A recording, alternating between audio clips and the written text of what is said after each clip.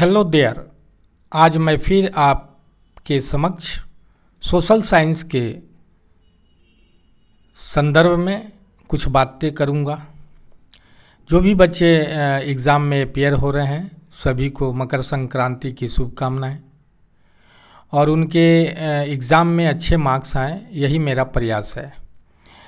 तो आज के सफ़र में मैं सोशल साइंस के मैप के बेस्ड पर क्वेश्चन और उसके आंसर करूंगा जो आपके लिए बेनिफिट है। उसके पहले एक सेक्शन होता है, ये जो मैप बेस्ड क्वेश्चन होता है ये सेक्शन एफ में होता है। उसके पहले जो सेक्शन होता है वो ई होता है। तो पहले हम लोग ई के क्वेश्चन को करेंगे और देखेंगे कि उसमें भी मार्क्स हैं, तो उसे भी हम लोग करके अपने नॉलेज में रिवीजन कर सकते हैं।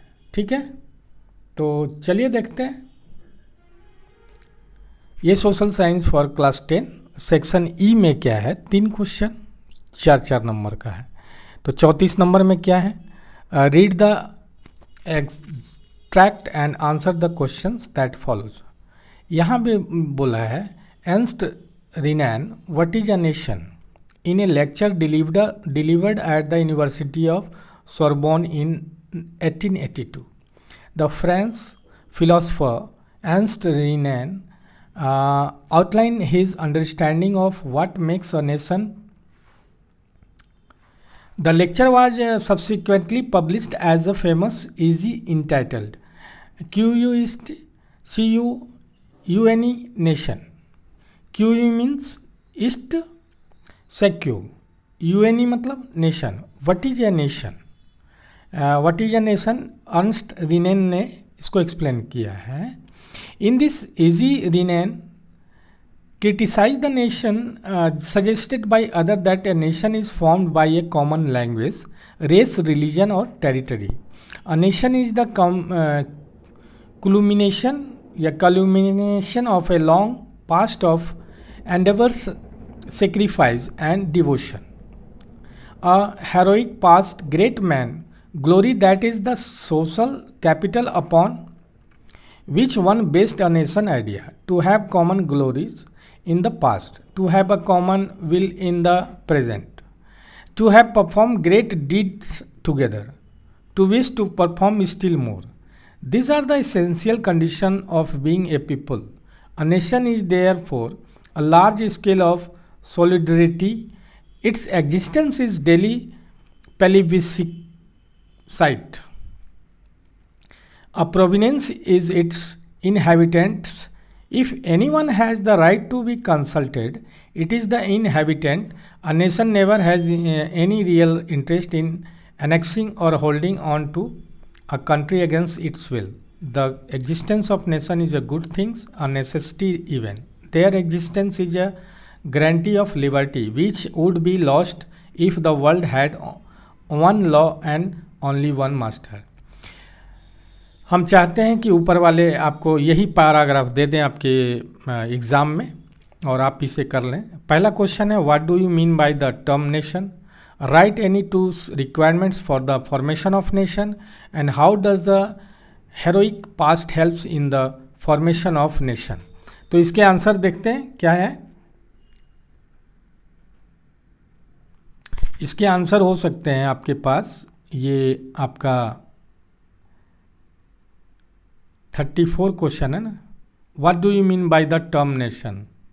आंसर अ कंट्री और all the people in a country. Second question क्या है, write any 2 requirements for the formation of nation. Population and territory are 2 requirements to form a nation. Third question, how does heroic past helps in the formation of nation, that is a heroic part gives a sense of pride and identity to a people. This helps in the formation of nation. अब दूसरा paragraph ले लेते हैं section E का।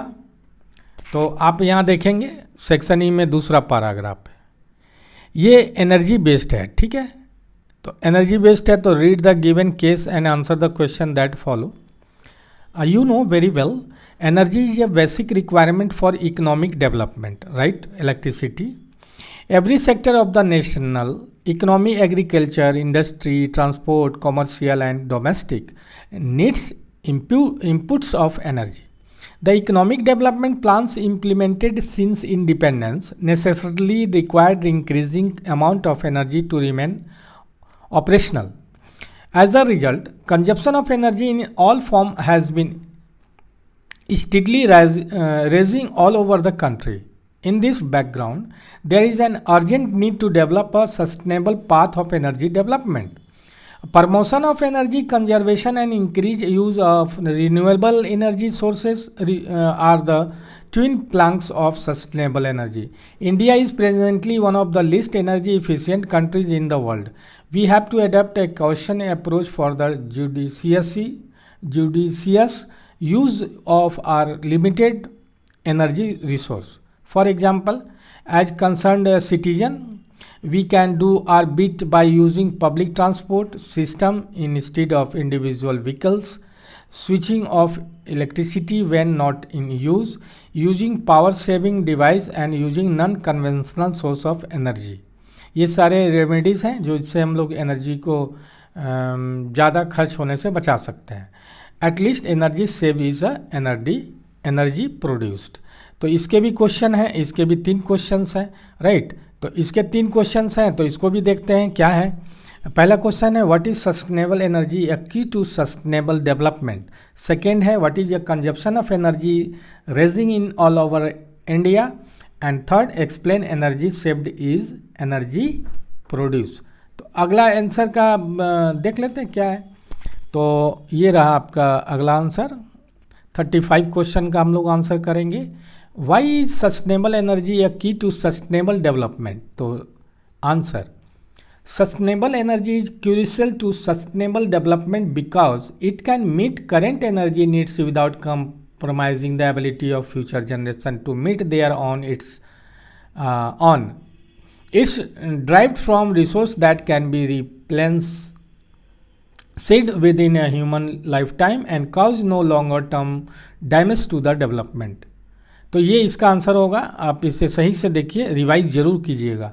Next question का answer, why is consumption of energy rising in all over the India?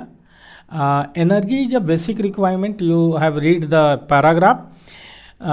For economic development, the strategy of economic development that India adopted since independence necessarily required increasing amount of energy consumption. As a result, consumption of energy in all forms has been rising. So next question for that. Explain energy saved is energy produced. How? The statement means that reducing energy consumption can help produce energy. हम जब कम energy consumption करेंगे तो produce होगा ही. That would otherwise be needed to meet energy demands.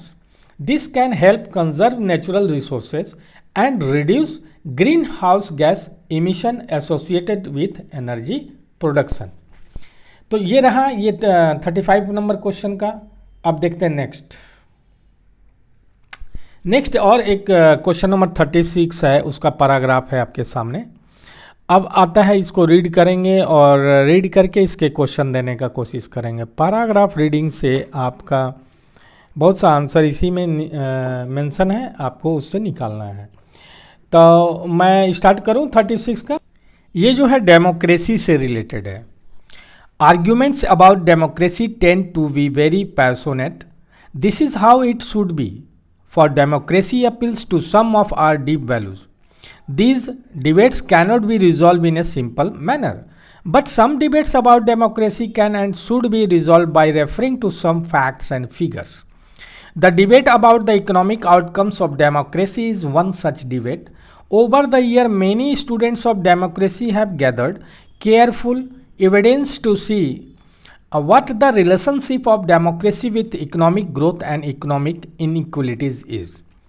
A particular study shows that on an average, directional regimes have had a slightly better record of economic growth. But when we compare their record only in poor countries, there is a virtually no difference. While another study shows that Within democracy, there can be very high degree of inequalities. In democratic countries like South Africa and Brazil, the top 20% people take away more than 60% of the national income, leaving less 3% of the bottom 20% population. Countries like Denmark and Hungary are much better in this respect. One can easily infer that there is often inequality of opportunities available to the poorer section. इसमें भी 3 questions हैं, उसको भी हम लोग करेंगे. Which type of outcomes of democracy can be resolved with the help of facts or figure analysis? Benefits of higher national income are enjoyed by a small portion of its population, while a large proportion has to settle with the remaining small portion of national income. What is strongly indicated by this fact? Or third, difference between democracy and dictatorship form of government. तो ये इसका भी answer देख लेते हैं क्या है ना. तो इसका आंसर होगा आपका, देखिए क्वेश्चन नंबर 36 है. पहला क्वेश्चन है, which type of outcomes of democracy can be resolve with the help of facts or figures analysis.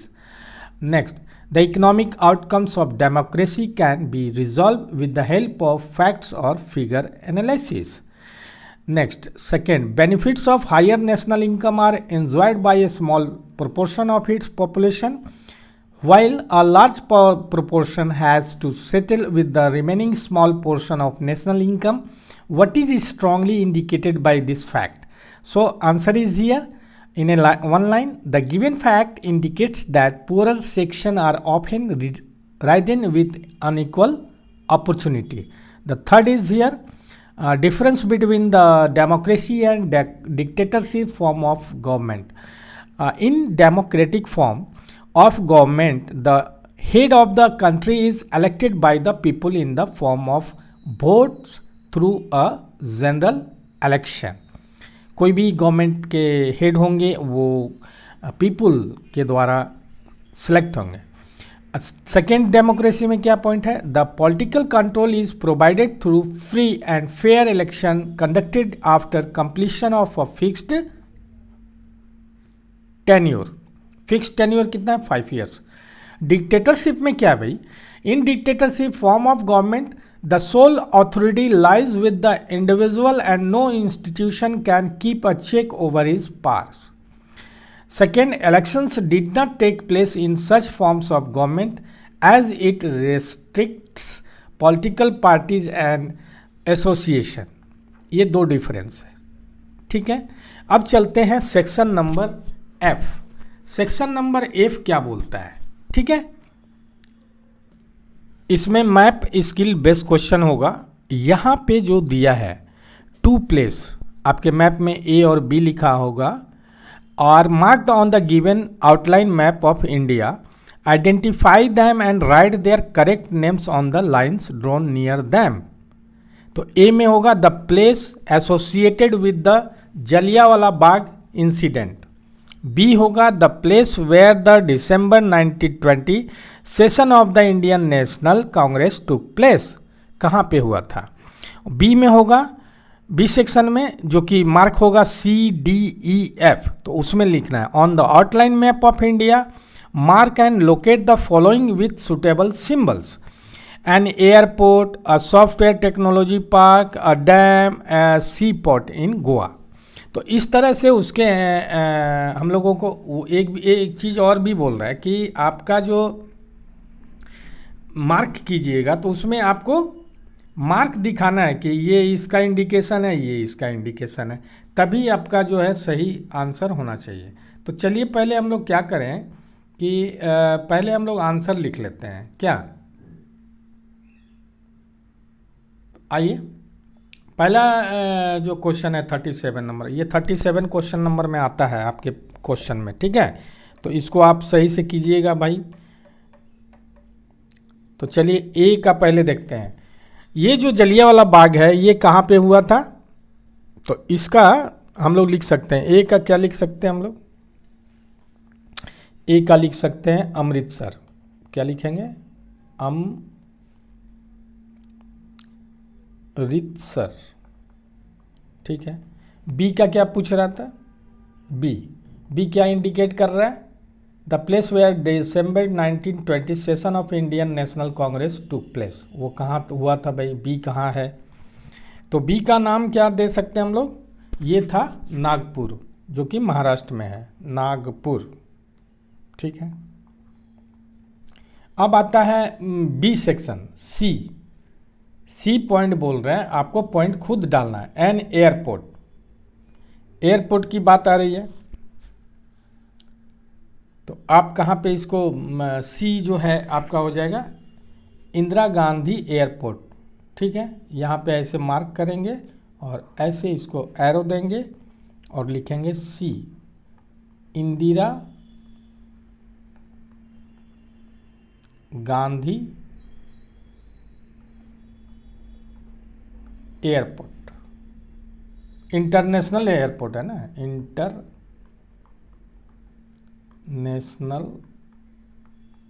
Airport, ऐसे लिख देंगे। अब डी क्या है, sorry yes, software technology park कहाँ पे है, ये हम लोग को बताना है। तो सॉफ्टवेयर टेक्नोलॉजी पार्क उसी के थोड़ा सा ऊपर में यहाँ पे टिक मार देंगे और ये यहाँ लिख देंगे, ठीक है।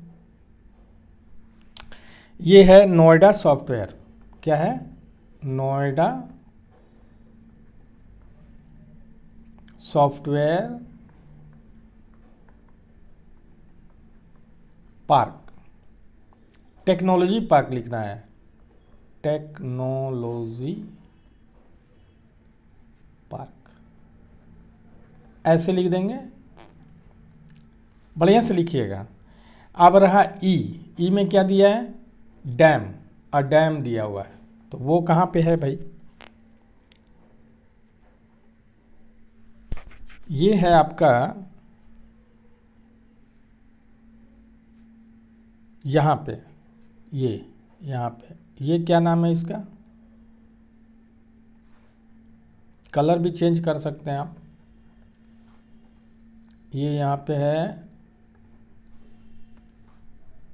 गोल कर देंगे ऐसे और इंडिकेट कर देंगे, लिखेंगे हीराकुंड डैम, क्या लिखेंगे, हीराकुंड डैम।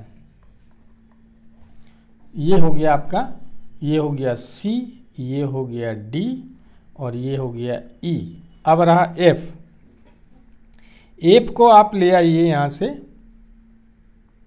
ये पॉइंट दीजिए और यहाँ पे लिख दीजिए एफ, ये है एफ पॉइंट जो क्वेश्चन में दिया है, ठीक है। मैरोंगा सी, मैरोंगा,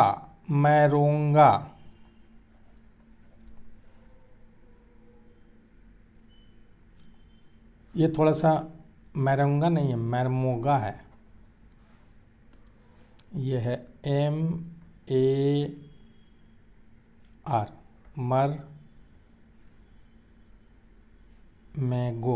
मरमेगो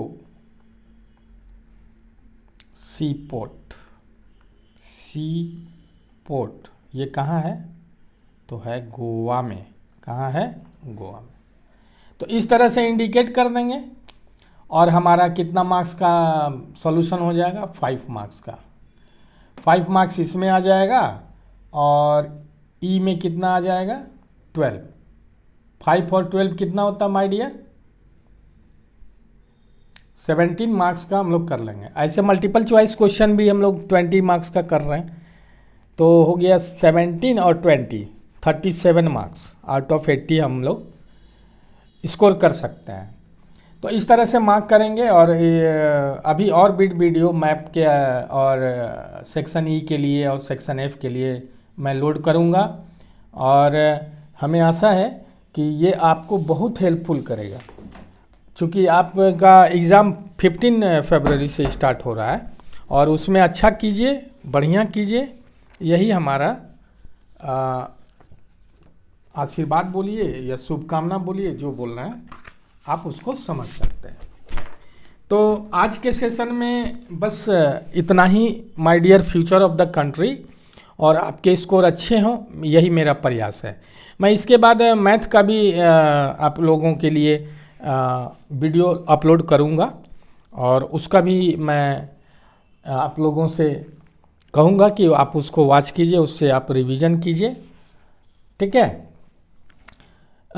उम्मीद है आप सब ने इसे समझा है, आप सब ने इसे जाना है। यदि आपने इसे समझा है, जाना है, मेरे समझाने का प्रयास यदि सार्थक लगा हो और मेरे समझाने का तरीका यदि आपको सार्थक लगा हो, तो हर बार की भांति इस बार भी अपना प्यार भरा लाइक और कमेंट करना कभी मत भूलिए। और हाँ, यदि अभी तक आपने चैनल को सब्सक्राइब नहीं किया है तो सब्सक्राइब जरूर कीजिएगा। पुनः एक बार फिर आप सभी का दिवस मंगलमय हो और शुभ मकर संक्रांति। इन्हीं शुभकामनाओं के साथ जय हिंद।